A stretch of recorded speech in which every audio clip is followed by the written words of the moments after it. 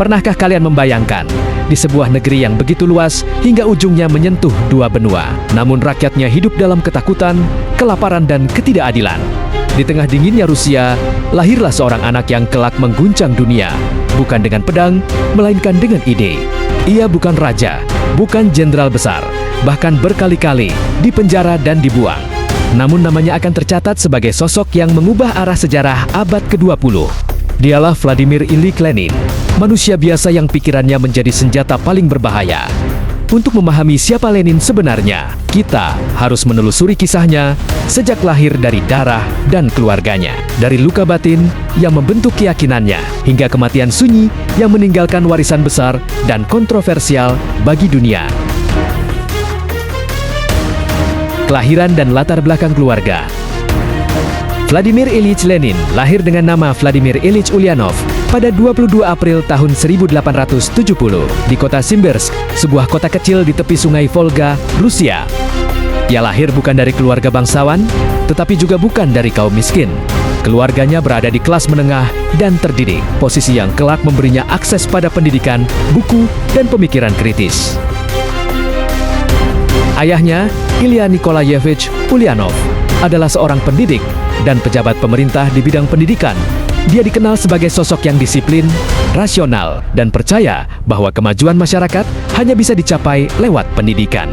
Ibunya, Maria Alexandrevna Blank, adalah perempuan cerdas, fasih dalam beberapa bahasa asing, dan sangat mencintai sastra serta musik. Dari ibunya inilah, Vladimir kecil mewarisi kecintaan pada membaca dan kemampuan berpikir analitis. Lenin adalah anak ketiga dari 8 bersaudara. Lingkungan keluarganya relatif harmonis dan penuh diskusi intelektual. Tidak ada tanda-tanda bahwa anak ini akan tumbuh menjadi pemimpin revolusi. Ia bukan anak nakal, bukan pula pemberontak sejak kecil. Namun hidupnya berubah drastis ketika sebuah tragedi memilukan mulai menyentuh keluarganya. Luka keluarga yang mengubah segalanya. Tahun 1886, ayah Lenin meninggal dunia secara mendadak akibat pendarahan otak. Kematian ini mengguncang keluarga Ulyanov, namun hal tersebut merupakan ujian pertama bagi Lenin. Setahun kemudian, pada 1887, kakak laki-laki Lenin, Alexander Ulyanov, dieksekusi oleh pemerintah Tsar Rusia karena terlibat dalam rencana pembunuhan Tsar Alexander III. Eksekusi ini bukan sekadar kehilangan saudara. Ini adalah titik balik dalam hidup Vladimir muda. Ia menyaksikan bagaimana negara atas nama kekuasaan menghancurkan nyawa seseorang yang ia kagumi. Alexander bukan kriminal biasa. Ia adalah mahasiswa cerdas yang percaya bahwa perubahan hanya bisa dilakukan dengan melawan tirani. Banyak orang menduga Lenin akan mengikuti jejak kakaknya sebagai teroris revolusioner. Namun yang terjadi justru sebaliknya. Lenin tidak memilih bom dan pembunuhan. Ia memilih ide, teori, dan organisasi. Sejak saat itu, kebencian Lenin terhadap sistem Tsar bukan lagi emosional, melainkan intelektual dan sistematis.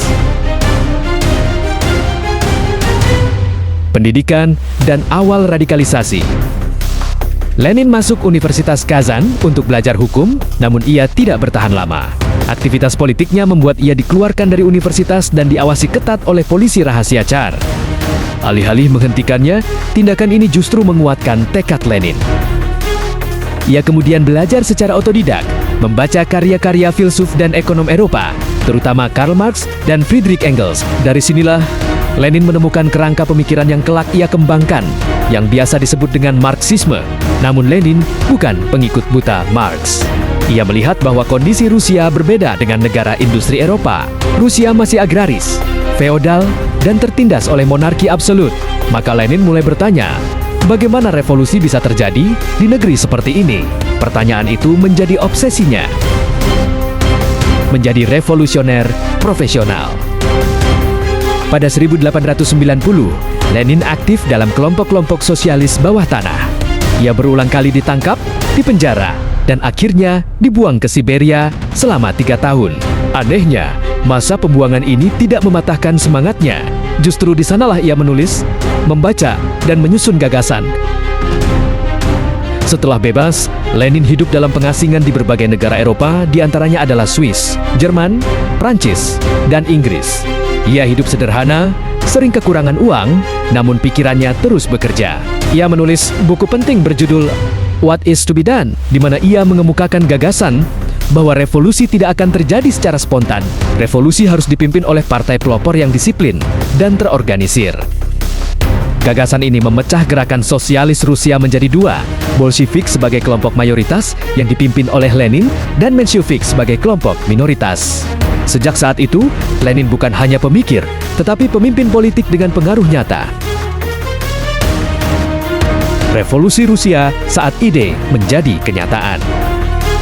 Tahun 1917, Rusia berada di ambang kehancuran. Perang Dunia I membuat ekonomi runtuh, rakyat kelaparan, dan tentara kehilangan kepercayaan pada Tsar.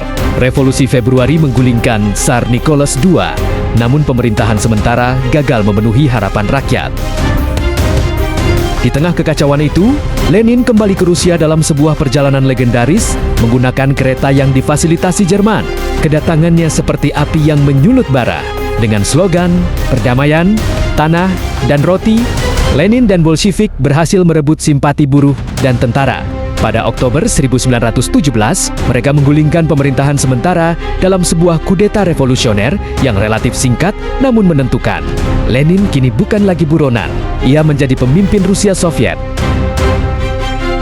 Di tengah revolusi, ketika kekuasaan tidak lagi sekadar ide, saat Lenin akhirnya berdiri di puncak kekuasaan, setelah revolusi Oktober 1917, dunia yang ia menangkan bukanlah dunia yang ia impikan. Rusia bukan negeri yang siap menerima eksperimen ideologis.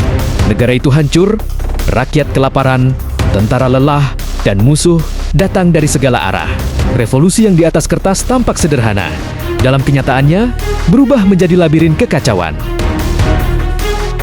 Lenin memahami satu hal sejak awal, kekuasaan yang baru lahir jauh lebih rapuh daripada kekuasaan lama.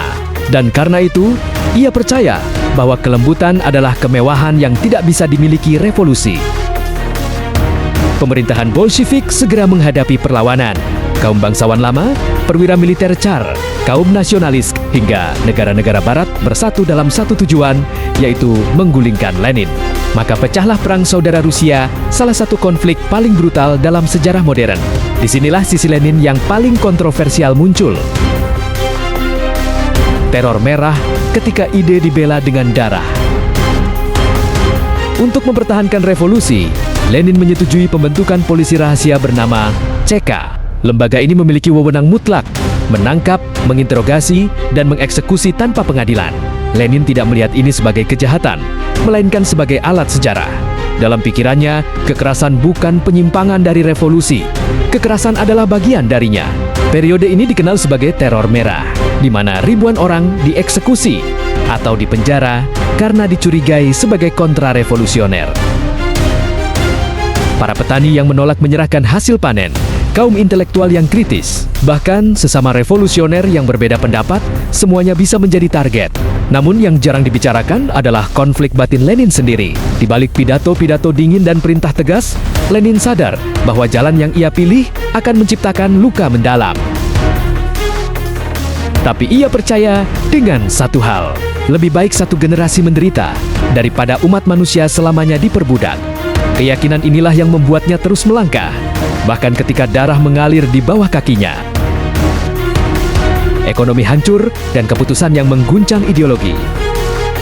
Perang Saudara memang dimenangkan oleh Bolshevik, namun kemenangan itu meninggalkan negeri yang hampir mati. Produksi pangan anjlok, industri lumpuh, dan kelaparan melanda jutaan orang. Bahkan kaum buruh yang seharusnya menjadi tulang punggung revolusi mulai memberontak. Lenin dihadapkan pada dilema besar, mempertahankan ideologi murni atau menyelamatkan negara.